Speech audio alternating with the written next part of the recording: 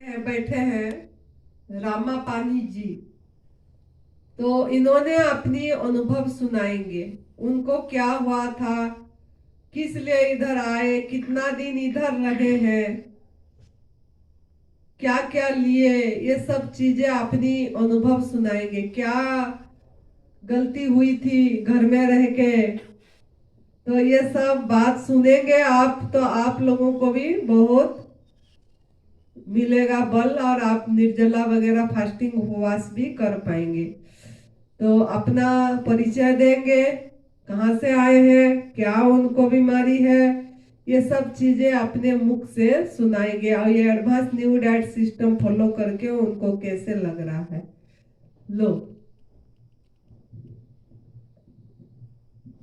स्वामी श्री अखंडानंदगिरी जी के चरणों में मेरा कोटि कोटि प्रणाम। जो हमारे समक्ष अभी है नहीं है, बट उनकी उपस्थिति का हम हर दिन एहसास करते हैं। और पूजनीय गुरुदेव बीबी चौहान सर जी और गुरु माता जी के चरणों में भी मेरा कोटि कोटि प्रणाम। और नरहरि पांड्या सर जी को भी मेरा चरण स्पर्श। इनके नाम से ही पता होता है कि नरहरि मतलब नरसिंह भगवान के अवतार हैं। अब हमारे लिए ये तो अर्जुन बनकर, अर्जुन की तरह योद्धा बनकर आए हैं और हमारा मार्ग प्रदर्शन कर रहे हैं। इनसे मिलने की हमें बहुत इच्छा थी, और गुरु जी से मिलने की, जिनकी वजह से हम 3-4 दिन यहाँ ज्यादा रुक गए। मेरी सास बहुत बीमार है, तो डर लगता है कि कभी भी उनका मेरे लिए कुछ खबर ना आ जाए और हमें दौड़ के जाना पड़े, तभी भी हम समय पर शायद जा नहीं सके, जिसकी वजह से हमें सब छोड़ करके भी बीच में ही जाना पड़ रहा है। अब मैं उस माँ जी को प्रणाम करना चाहूंगी जिन्होंने हमें एक पवित्र आत्मा के रूप में गुरु माता आनंदी माँ को जन्म दिया, जो हमारे लिए मार्गदर्शक बनकर हमारे समक्ष उपस्थित हुई हैं। और सुरेश भाई जी, उनके लिए हम क्या बोलें। उनको और आनंदी माँ को मेरा चरण स्पर्श। उनका एक वीडियो देख करके ही हमने निश्चय कर लिया था, अब हमें कहीं नहीं जाना है। हम अपनी बेटी को बोले हमें सिर्फ आश्रम में ले जाकर के छोड़ दो। और सुरेश भाई हमारे लिए एक सूरज के समान है, जो खुद तो तपते हैं और हमें भी पूरा रोशनी दे रहे हैं। सूरज की तरह वो सुबह सुबह हम सबको नया दिन दिखा रहे हैं।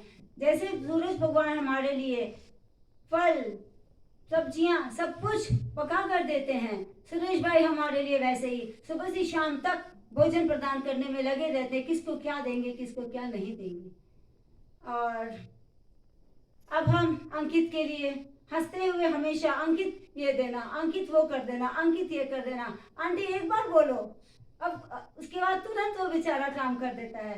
पवन भी ऐसे ही था, बट उसे भी जाना पड़ा। और देवली, विनीता, सारे बहुत, बिमला, सारे एक महीना इनके साथ कैसे गुजार दिए हमें पता ही नहीं चला। बहुत बहुत बहुत अच्छे हैं, सबका हम शुक्रिया करना चाहते हैं दिल से। हम सबको बहुत बहुत बहुत मेरा नमन है इन सबको। और हम 2019 में हमें कैंसर हुआ था। हम दिल्ली में थे उस समय, 22 साल से हम दिल्ली में रह चुके हैं। और अचानक हुआ, अचानक डॉक्टर के पास गए, डॉक्टर ने बोला बायोप्सी करना है, सारा कुछ हुआ। 1 साल के अंदर बायोप्सी हुआ, ऑपरेशन हो गया और 8 कीमो भी लग गए। डॉक्टर ब्रेस्ट कैंसर हुआ था राइट साइड में, उन्होंने ब्रेस्ट रिमूव कर दिया। अंडर आर्म्स के नीचे में भी बहुत बड़ा सा लंप था, वो भी उन्होंने निकाल दिया। और रेडिएशन 25 रेडिएशन डॉक्टर ने बोला, बट हमने नहीं लिया। डॉक्टर को हमने पूछा रेडिएशन नहीं लेंगे तो क्या होगा, क्या कितना चांसेस है कि दोबारा ना हो। डॉक्टर बोले 5% है। हमने बोला हम रिस्क ले सकते हैं, हम नहीं लेंगे। फिर हमने नहीं लिया। 4 साल बहुत अच्छा बीता। 2021 में हम वापस झारखंड चले गए और 21 में बिल्कुल सही थे घर जा करके। हर 3 महीने में हम अपना रूटीन चेकअप कराते थे। कभी दिल्ली में तो दिल्ली में, अदरवाइज हम जमशेदपुर पास है हमारे, वहाँ से 1 घंटे का रास्ता है। जमशेदपुर में कैंसर हॉस्पिटल में हमने एनरोल करा था, वहाँ हम जा करके दिखाते थे।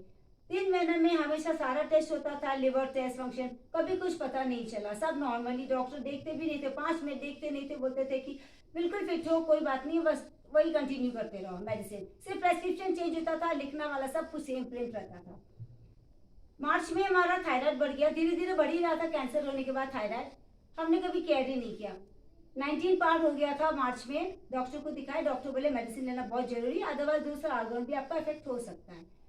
नेक्स्ट डे हम घर आ करके हमने सोचा कि अब चलो हम डाइट फॉलो करते हैं, क्योंकि हम 16 आवर्स वाला फास्टिंग में ऐसे यूट्यूब में देखते थे कि करना चाहिए, अच्छा होता है।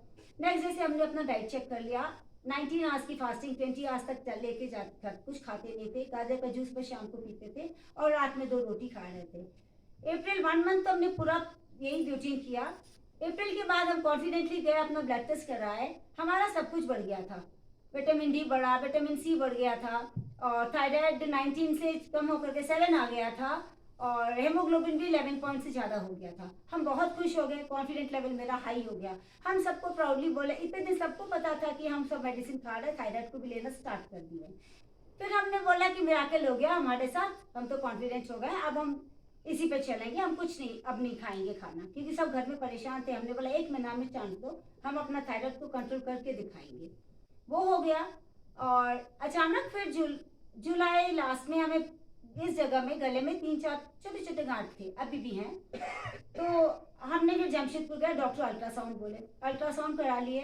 अल्ट्रासाउंड में डॉक्टर ने बोला लंप है और अब आपको पेट स्कैन करानी है। तो हमने फिर जुलाई लास्ट में सुरेश भाई को बताया कि ऐसा ऐसा हमारा हो चुका था। सुरेश भाई बोले, फिर हमने उनको बता दिया था कि हम रात का खाना खाते हैं, 2 रोटी देते थे। सुरेश भाई ने बोला बिल्कुल मत खाओ, और हम बोले सुरेश भाई हमको वहाँ आने के लिए क्या करना होगा? बोला कुछ नहीं, टिकट कटा के आप आ जाओ। फिर अब हमें जमशेदपुर जाना ही था, क्योंकि घर वाले सब ने बोला कि पेट स्कैन करा के एटलीस्ट बायोप्सी करा लो देखने के लिए।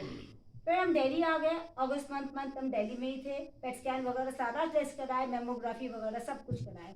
फिर आ करके हम डॉक्टर के पास में गए, डॉक्टर ने तुरंत टेस्ट देख करके बोला अभी आप तुरंत बायोप्सी करने चले जाओ। हम कुछ बोल नहीं सके, बट कराए नहीं लेकिन, और हम बोले उसके बाद क्या होगा? तो डॉक्टर ने बोला बायोप्सी के बाद आप नेक्स्ट आपका रिपोर्ट आने के बाद में कीमोज होंगे, कीमोज कितना होगा वो हम आपको बता नहीं सकते, बट 1 साल आपको दिल्ली में रहना पड़ेगा, अदरवाइज आप जमशेदपुर में जाकर के ये सारा को आपको करना पड़ेगा। हमने बोला सर हमें 2 महीना का टाइम, 2 दिन का टाइम दीजिए, हम घर वाले से डिस्कस करके आके हम अपना बायोप्सी करा लेंगे। ओपीडी से बाहर निकले, बेटी लोग बात कर रही थी, डॉक्टर को हमने बोला कि अब यदि हम दोबारा ले लेते हैं कीमो और बायोप्सी, फिर हमारा क्या होगा, मैंने बेटर कितना साल तक हम सर्वाइव करेंगे, आपको क्या लगता है? तो डॉक्टर बोले हम सिर्फ लाइफ बढ़ा सकते हैं, 1 साल भी हो सकता है, 2 साल भी हो सकता है, और आपका अंडर आर्म्स के नीचे में है, लिवर अफेक्टेड है, अंडर आर्म्स के नीचे जहाँ पहले था वहाँ पे फिर छोटा सा हो गया, तो लिवर भी अफेक्टेड है, तो कुछ हम गारंटी नहीं दे सकते हैं। बस हम आराम से बाहर निकले, ओपीडी से बाहर जस्ट बाहर निकल करके सुरेश भाई को कॉल किए कि सुरेश भाई ऐसा सा डॉक्टर ने बोला है। सुरेश भाई बोले आपका मन क्या कर रहा है? हमने बोला मेरा मन नहीं कुछ कराने का। सुरेश भाई बोले सीधा आ जाओ। और उसके बाद बस 2-3 दिन के बाद हम 7 सितंबर को यहाँ वापस यहाँ आ गए, और आने के बाद तो एक्सपीरियंस बहुत अच्छा था। हमें ऐसा लगा भी नहीं, क्योंकि हम हर जगह एडजस्ट कर ही लेते हैं, तो सबके साथ बहुत अच्छा समय बीता। सारे जितने भी थे, कविता, गीता और रश्मि थी, सारे के सारे, शशि थी, सबने बहुत ज़्यादा कोऑपरेट किया, और हर पल माने कुछ भी हो, आंटी जो रहते रात बेरात माने वो आ जाते थे। 2-3 दिन में ही सब समझने में लगा, और उसके बाद तो हम खुद आराम से एडजस्ट हो गए। अब तो हम दूसरे को भी एडजस्ट करा सकते बहुत अच्छी तरीके से। और ये है मेरी जर्नी, और आनंदी माँ के लिए क्या बोले, कुछ शब्द नहीं है हमारे पास। खाली वो नहीं, क्या करे आप? 1 महीना 5 दिन रहे, हाँ, 20 दिन रहे, उसका क्या आपका जर्नी? घर में सुरेश भाई बोलने के बाद जिस दिन उन्होंने बोला रोटी छोड़ दो, हम दूसरे दिन सब छोड़ दिए थे, सब कुछ छोड़ दिए थे, कुछ भी नहीं खाए, रोटी भी नहीं, और जैसे जूस लेने बोले थे ग्रीन जूस वगैरह उस पर आ गए। बट हमसे एक बहुत बड़ी गलती हो गई थी, हमने एनिमा नहीं लिया था। उसके कारण हम जब यहाँ आए हम बता दिए थे कि हमने एनिमा नहीं लिया था, थोड़ी डांट भी पड़ी सुरेश भाई से, और बट शाम से ही हमने शुरू कर दिया। लेकिन फिर एनिमा लेने के बाद अब तो इतनी राहत आती है कि जब तक एनिमा ना लो तो परेशान रहते हैं कि एनिमा तो लेना ही है, बिना एनिमा ले सो नहीं सकते हैं। अब तो लग रहा है वो लाइफ का मेरा पहला स्टेप है, पहला हिस्सा है। स्टार्टिंग उठ के ही सबसे पहला लगता है कि बिना ब्रश की पहले एनिमा लेना है, उसके बाद ही दूसरा काम करना है, तब जाकर के मैंने सेटिस्फेक्शन होती कि हाँ हमने एक बहुत बड़ा काम किया है ये सबसे पहले। और फिर यहाँ आ गए, यहाँ आने के बाद बहुत अच्छे से थे, माता जी की सपोर्ट से हमने निर्जला कभी नहीं किया था लाइफ में। फास्टिंग ऐसे करते थे बट निर्जला नहीं किए थे। तो मेरा 1 मंथ और आज 8वां दिन है, तो इसमें हमने कम ही किया है, लेकिन 18 दिन ही कर पाए क्योंकि बहुत ज़्यादा चक्कर आता था। 3 दिन के बाद ही मैंने बहुत ज़्यादा उठते बैठते, तो वो कर नहीं पाया, उसका हमें रिग्रेट रहेगा। बट हम करने की पूरी कोशिश करेंगे इससे ज़्यादा करने की। और आनंदी माँ के साथ हम बोल नहीं सकते हैं, हमें लगता है कि मैंने इनके साथ सारा दिन भी बैठो तो वो कम ही होगा। सुबह 7 बजे से लेकर के 12 बजे तक आनंदी माँ के साथ में बातें करना, उनका प्रेयर सुनना, उनका ओम चैंटिंग कराना, ये सब तो करते नहीं थे पहले, इतना ज़्यादा नहीं करते थे। भजन और सेवा तो करते थे, स्कूल में पूरी हैबिट थी, सत्य साई बाबा के स्कूल में ही थे। तो लेकिन तब हमने कभी नहीं किया था।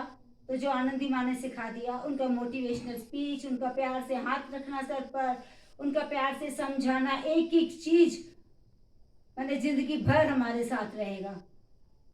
और अभी फायदा क्या हुआ? फायदा क्या हुआ?